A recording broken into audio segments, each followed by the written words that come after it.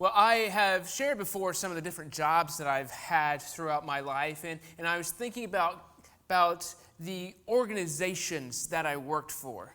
The first job I had was work for a carpenter who was my uncle, or is my uncle, and at most there were 5 employees, including my uncle. So pretty small operation. Every once in a while, we'd split up into 2 crews. One would go to one project, one would go to the other. But for the most part, we were usually all at the same location, doing the same jobs together. And it's not as though I had intimate information on the business, but I knew what was happening. I knew the plan. I knew what we were going to do once we completed this project, where we were going. And, I mean, there were only 5 of us, so at some point you run out of things to talk about, so you just talk about the upcoming projects and everything. Well, another job I had, while I was in college, I worked for the janitor of the freshman dorm.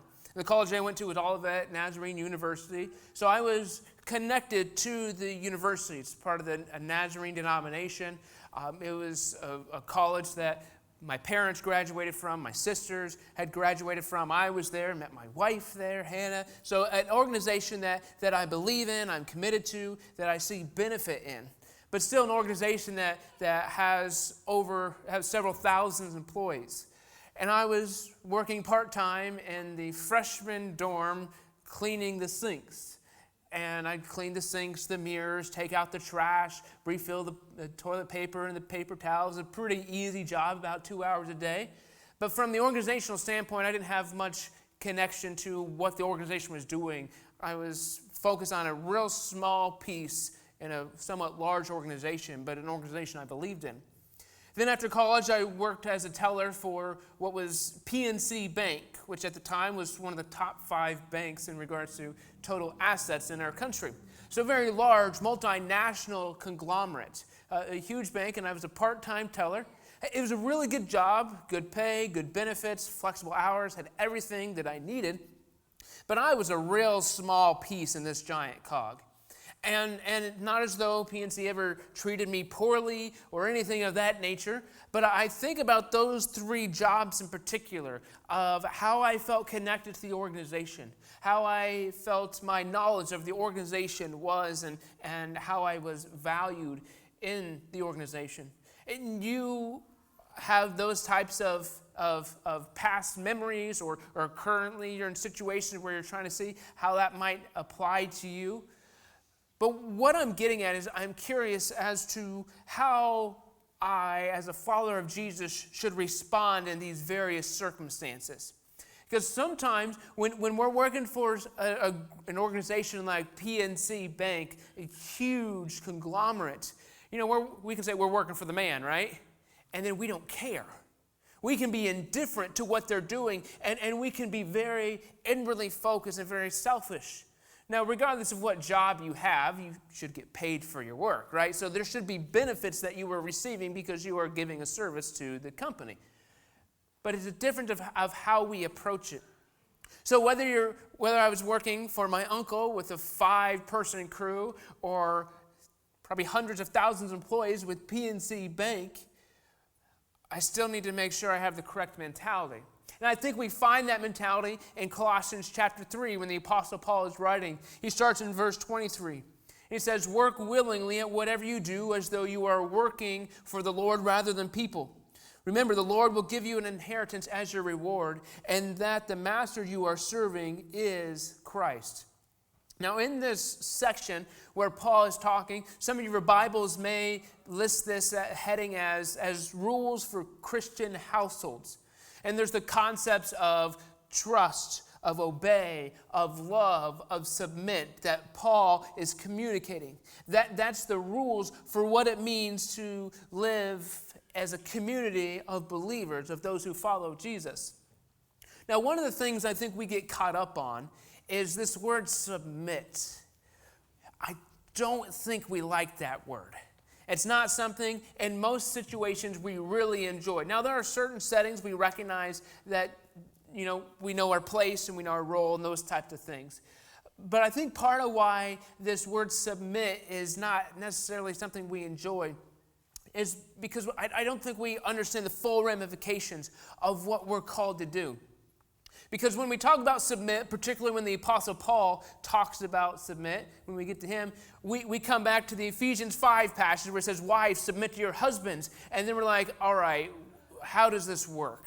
What are we supposed to do with all of this? But I don't know why the Bible has the sections, headings that it does, but we have the section where it says, wives, submit to your husbands. You know, right before that section, it says, submit to one another. So Apostle Paul is not saying that there's a hierarchy within relationships, within how we function as individuals. What he calls us to is mutual submission, that we are to submit to one another, that we are to recognize the value that others have, because that's what's happening. When we submit to others, what we're doing is we are saying that you are a valuable individual. You have worth. There's a reason that Jesus put you on this earth, and I recognize the value that he has put inside of you. And so we have to make sure we recognize this concept of submit, of what we're talking about here. But as Paul is communicating, as he's teaching you, he's talking about our intentions and our efforts, about how we are to live our life. Because regardless of our circumstances, we are really good at making excuses. When I was working for PNC Bank, it could be real easy to say, well, if I skim off the top, are they really going to know? Now, something as trivial, if I take this pen home with me, are they really going to know? Is an organization that large going to notice a pen gone? No, they're not. And that's a very trivial example. But the reality is we can't allow our excuses to be circumstantial. Whatever we're doing, whether we're working for a large multinational conglomerate or a small independent business or paying our taxes or supporting our community or raising our kids or whatever that is, we need to do it as though we are working for the Lord. And you know what this does? It transforms everything we do. Everything in our life can be transformed if we recognize I'm doing this for Jesus. I'm not doing this to improve the value of my home. I'm not doing this to make my retirement better. I'm not doing this to give my kids a better life. I'm not doing this for whatever reason. I'm doing this because of Jesus. And if everything we did in our life started with that foundation, it would change what we do, how we do it, why we do it. So we need to honor Jesus with all that we do. But then we have this concept of, I'm curious, if you would be asked right now, are you thriving or are you merely surviving? And there are times in life where surviving is the best thing we can do, right? I'm not trying to downplay that. But at some point, we've got to get out of survival mode and say, how does Jesus call me to thrive where I am? Because, we have seasons, we have times where things are difficult, but at some point, a season is no longer a season, it's just life. And Jesus calls us to thrive. He calls us to work as though we are working for Him, recognizing that He is our reward, that He is an inheritance for us. So our circumstances can't dictate our mentality, can't dictate our reasons for what we're doing. So when we think about our work, our finances, are we thriving? Are we working as though we're working for Jesus? What about our entertainment choices? Are those honoring Jesus? Whatever it is, we ask the question, is this honoring Jesus? But again, Paul is talking about how we are to function within a Christian community or a Christian household or just a group of believers. So he talks about husbands and wives, and he talks about kids need to obey their parents. Right? And there's reasoning behind that. But then he goes as far to say that slaves need to obey their masters. And up to that point, I feel we could be like, okay, I see what Paul's talking about. I can get on board with how all this is working. But then we get to slaves, and Paul says, you may be in a terrible spot, but that's no excuse to dishonor Jesus. That's no excuse to forget who Jesus is in your life. You need to do what you're doing in a way that honors Jesus. Now, slavery in Paul's time is a little different than modern slavery, even slavery several hundred years ago. a lot of times slavery was more of a family type relationship of a person would sell themselves to slavery to pay a debt, but there was more value recognized in the slave. Now, there were times where slavery was absolutely terrible and horrendous in Paul's time. But Paul is telling slaves, regardless of your circumstance, regardless of how terrible this person is or is not, we need to honor Jesus in all that we're doing. And now remember, Paul was imprisoned many times. Paul was put in situations where his life was in danger. Paul is not writing up in his cushy office with a nice armchair, climate control, with a mini fridge stocked with whatever he wants. He is writing from a point of heartache and hardship and experiencing this. And as I process what Paul is calling the church to do, it reminds me of the fact of, we're called to honor Jesus. We're called to impact the world with the love and message of Jesus Christ. We're called to serve. So if you don't like your boss, Apostle Paul says, work as though you're working for Jesus. You don't like your spouse, Apostle says, work as though you're working for Jesus. You don't like your neighbor, work as though you're working for Jesus. You don't like anybody, Paul says, work as though you're working for Jesus. This was not a circumstantial command that Paul gave us. It was regardless of the circumstances, work as though you're working for Jesus. And Jesus shows us how to work. He shows us what we are called to do. In fact, in Mark 10, he's very specific about this. Mark 10, 42 and 40 to 45, he's talking to his disciples, and he says, you know that the rulers of this world lord it over their people, and officials flaunt their authority over those under them. But I love this statement. But among you, it will be different. He's talking to his disciples, talking to his followers. He said, this is how the world functions, but if you follow me, it's going to be different. He says, if anyone wants to be a leader among you, he must be your servant. And if anyone wants to be first among you, he must be slave to everyone else. For even the Son of Man came not to be served, but to serve, and to give his life as a ransom for many. Jesus is reversing the order. He is being countercultural, turning things upside down. Now, my last name is Alexander. So growing up, most of the time I was at the very front, right? Alexander right at the front of the alphabet. So whenever we'd organize things, Alexander was great. It was right there first. And it was something I was used to. I had an elementary teacher that every once in a while would reverse the alphabetical order and start with Z and go the other way. And I remember one time in particular, she did that with our quarterly report cards. And so started at the end of the alphabet, and I was last. Now, I reckon I had less than 20 kids in my class, so it's not like it was a real long thing that I had to endure there. But what it did is it helped me to understand how the kids at the end of the alphabet process getting their report cards. Because most of the time I was used to not only receiving my report card before everybody else, but I was used to being able to look at my report card and seeing everything before some students even got theirs. Again, 20 students, not a long time, but it gave me a perspective. It helped me understand how they process the receiving of the report card. And this is part of what Jesus is calling us to do. He's saying, lower yourselves to other people so you can get empathy for them, so you can understand their perspective, so you can validate them as an individual, so that you can help them, whatever that necessarily means in their lives. But our world is founded on power, and those in power do all they can to keep the power.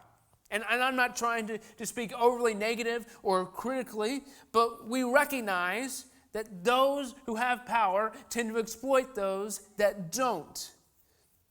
Now, sometimes this happens in just a real big, overarching way. You think of how some of the big companies in our world are under investigation for monopolies. In fact, a lot of the tech companies are almost always under investigation for monopolies because the government has to step in and say, hey, you are exploiting the market in a way that's detrimental. And that's one of the negative things about the free market capitalist system, is that greed creeps in. And that these big companies say, ooh, if I do this, it's going to help us even more. Which is fine until it hurts everybody else. And I'm not saying the government's the savior by any means. But we recognize that our world is structured on power, and that those in power not only work to keep it, but exploit others to increase their power. And some of you experience this type of power struggle in your own lives. A few weeks ago during the Easter weekend, I was talking to one of you who was saying that you didn't get to see one of your family members that weekend because of the vacation schedule at that person's job. See, the boss decided to take Friday and Monday off on Easter weekend, when really the rules say you can only take Friday or Monday off. But the boss made the exception for themselves so that nobody else could do it. That's the way that we get exploited. And I'm sure a lot of you have had vacation spats or disagreements or frustrations in your places of employment, and you can really understand that, and so it just really boils you up inside. Now, there's a difference between putting your seniority in and having first dibs and exploiting others. There's a difference there. But I don't think Jesus is just calling us to follow the letter of the law. Because maybe there are situations where it was perfectly fine for that person to take Friday and Monday off. And maybe there was reasons that person should. I don't know much of that situation, so I'm not actually trying to cast judgment. But I think just because we can do it, just because we're allowed to do it, doesn't mean it honors Jesus. Remember, whatever we do, we work as though we're working for the Lord, not humans. We have to make sure we keep that in the back of our mind, the back of our perspective. Because Jesus calls us not to be self-serving. He calls us to serve, calls us to lower ourselves. Among you, it will be different. If you are a follower of Jesus, the way you serve, the way you interact, the way you function is different than how the world functions. Jesus is calling us to a different life, to something that is radical compared to what the world chooses to do. See, this lowering of ourselves, this humbling of ourselves, again, gives us perspective. But I think part of what it does is it calls us to prioritize what's important. Say, what are the things that I need to make sure happen or don't happen? There's a lot of things in our life that I'm sure would not be bad if we missed. You know, if you missed your favorite television show, your life's not going to be radically different. It's not. But yet, we're glued to those types of things in this world. Instead of serving others, we consume, we get ourselves, and we absorb from other things. But by lowering ourselves, we are able to understand others and validate them. Help us appreciate who they are. So Jesus is telling us, we have to be careful here. He says if you basically saying if you want to be first, you have to be last. And he's not doing some reverse psychology here. He's not saying, well, if you do be last, then you're going to have better life. That's not the point. We're not trying to manipulate the system for our own personal benefit. What he's doing, he's trying to help us recognize that the things of this world aren't worth it. That he has given us this great reward. Remember, we're working for him because he has given us an inheritance, and he is our master. He is our reward. And so we live in this world here and now, recognizing that we have a reward that's coming. And so we serve others to validate them and to help them see Jesus through us. That's what Jesus is calling us to do, because that's what he did. Jesus came not to be served, but to serve. He came to give his life to us. And there are many instances throughout the Gospels, Matthew, Mark, Luke, and John, where you see how Jesus served. Probably one of the most vivid examples is when Jesus washed his disciples' feet in John chapter 13. There are very few people I know that enjoy feet. most people, if they have an opinion one way or another about feet, are like, no thank you. And that's putting it mildly. Now Jesus, we remember, he was the leader. He was the person in charge. The disciples were under him. So if anybody was going to have their feet washed, the disciples should have washed Jesus' feet. But Jesus washed their feet because he came to serve. He came to validate them, came to recognize their importance. He came to draw them into the kingdom of heaven to who he was. But this is where we come in. Because 1 Peter chapter 4, verse 10, Peter, who was one of the disciples, he said, God has given each of you a gift from his great variety of spiritual gifts. Use them well to serve one another. I think that very clearly calls us to recognize something, and that is that God has given you gifts. You are not created accidentally. You have a purpose. God has a plan. God has a reason for why you exist. And I think one of the struggles some people have for how they can serve, how they can follow Jesus' example to lower themselves and humble themselves and be a servant to others, is they don't recognize the gift that they have in their lives. But I got great news for you. We come back to that technology piece. As a church, we have a spiritual gift assessment that you can take. You go to b1nas.com, go to the Serve tab, and then click on Spiritual Gift Assessment. Right? It's right there. It will tell you. Now you still have to take action. You still have to do things. You still have to do your part and figure out what that looks like for your life. So if you don't know what gifts you have, we're going to take care of that excuse. There are ways that we can discern those, that we can figure out what these gifts are. But Peter says, use them. You have gifts. God has given you gifts. Use them. This is a command. And here's what I find. Serving isn't an option, it's a command. And we have to recognize the difference there. It's not as though Jesus said, I'm going to come serve because it's a pretty good idea for me, but you do what you want. If it feels good, great. If you feel motivated, by all means, indulge. But if you want to serve, just do it. No, it's not an option, it's a command. This is what's going to make us different. It's going to be different among you. Not as though we're trying to be different for some just personal reason, but it's because Jesus is calling us to a different life. And everyone can be useful. Everyone can serve. Now, I don't want to glorify certain people, but to be honest, Mary Ellen Williams is someone that will always inspire me.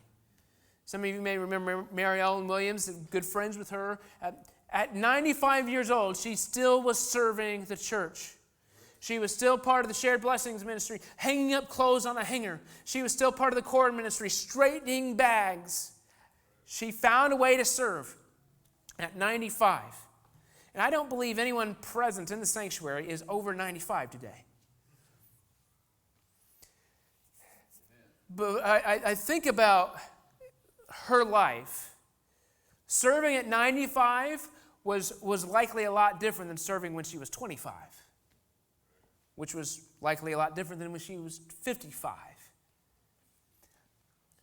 I'm getting of the age where there's some pride that's creeping in of, I'm young enough, I should still be able to do that. Let me know when you outgrow that pride. Because I think that's always part of our lives, of, well, I should still be able to do it that way. The issue is not how you do it. It's not that you continue to serve like you did 20, 30, 40, 50 years ago, but it's that you recognize how God has gifted you now and use those gifts to serve Him. So we have to recognize who we are and have self-awareness. But Peter is clear, serve one another. So I think we have the both and mentality here. Now we are called both to serve those who know Jesus and those who don't know Jesus. We're to serve everyone. What would happen? What would happen if the church, if the community of believers got together and said, you know what? We're just going to serve each other relentlessly. Man, we'd have a lot less bickering, a lot less complaining, a lot less dissatisfaction. if we just served. If we came when we gathered together and we did things, and instead of saying, what can I get out of it, say, how can I serve somebody else? Jesus calls us to serve one another. And I have found, in most cases, there are some exceptions, that when I serve, one of the things that goes away is selfishness. When I put others in front of myself, I do it intentionally. What it does for me is that, well, it's not about me anymore. It's not about my preference. It's not about how I can benefit. It's not about what I receive. It's about how I can serve somebody else. We're called to serve. We're called to impact people. We're called to lower ourselves. But one thing that I have found is that our world has begun to shift. And I think it's becoming increasingly common, acceptable, or even desirable to limit our commitments, even to have no commitments. Now, I found this to be apparent in the church. Now, over the years, the church has used a somewhat guilt approach. Let's be honest about this. We passed the sign-up sheet, guilting people to volunteer. We passed the offering plate, guilting people to give. And the problem with this approach is that it's passive or passive-aggressive. And with the pandemic, we no longer pass the offering plate. We no longer pass the sign-up sheet. So if you want to serve, you've got to go on our website. You've got to email us. You've got to text us. You've got to call us to let us know. Or we got to track you down to ask and have this awkward conversation. But I want to challenge you to not be passive in your commitment to Jesus. Because according to Jesus, it's unacceptable to follow him anonymously. Now, the purpose of the church, the mission of the church is not to function as an organization. It's not to fill certain volunteer positions or budgetary responsibilities. The purpose of our church, of BOA Naz, is to impact the world with the love and message of Jesus Christ. And we do that in several ways. We do that through Love Thy Neighbor, our food ministry that distributes food once a month. We do it through our clothing ministry, Shared Blessings, that starting in May is going to go back to once a month, giving out free clothes. We do that with our children's ministry that invests in our children. We do this through our worship ministry that coordinates corporate worship, which requires volunteers to sing, play instruments, to run media, and to greet those who come into our doors. We do this through our teen ministry that recognizes teens are full-fledged members of the kingdom of heaven and should be treated and ministered to as such. We do this through our discipleship ministry that recognizes the importance in gathering together in smaller groups to do life together and talk about Jesus. Now here's the thing. If you want to sit on the sidelines, no one will force you to do anything different. But if you sit on the sidelines, you miss the opportunity to impact others with the love and message of Jesus Christ. But you also miss the opportunity to be blessed through serving others in the name of Jesus. Now, I'm confident most of you have one of these today, a smartphone, in your pocket, in your purse, wherever. And these are real powerful devices. And one of the great things with technology is we're able to communicate in a myriad of ways. So our website is a way that we are trying to communicate to you. Website is b1naz.com. If you have a prayer request, click on the prayer tab. If you want more information, whether it's baptism, whether it's membership, whatever it is, click on the info tab. If you want to let us know how you can serve, click on the serve tab. If you want to financially support our ministry, click on the give tab. My challenge for you is to be active in your commitment to Jesus. To don't be passive. We are called to serve. And as I said, most of you probably have one of these today. In my opinion, it's not rude if you pulled it out right now and did one of those things on our website. In fact, I think if you don't do it right now, it misses the opportunity to be obedient to Jesus. Because if you don't do it right now, you're probably not going to do it later. That's the reality of it. We are called to impact the world with the love and message of Jesus Christ. And without you, we will miss opportunities to have this impact. We can only fulfill this mission with intentionality and action. So the question is, will you join us? And it's not about saying I volunteer once, or I volunteer in this spot, or do this or that, or whatever it is. It's about, have you committed yourself? Have you humbled yourself? Have you lowered yourself to say, I'm going to give of myself to this mission of impacting the world with the love and message of Jesus Christ? Because until we give of ourselves to that mission, I don't think we've gone far enough. I'm going to challenge you to serve, because it's not an option, it's a command. Jesus shows us how to do this. He shows us what it looks like. He washed his disciples' feet. That's how low he put himself. Not so that he would have some type of accolades, not so that he would get some type of recognition, but because it validated them, it gave him empathy for them, and it drew them into who he was. That is our purpose when we serve. To validate the other people, to empathize with them, and to draw them into who Jesus is. That's why we serve. And when we do it in the name of Jesus, it's life-changing for both the people we serve and those doing the serving. I'm going to challenge you to recognize serving is not an option, it's a command.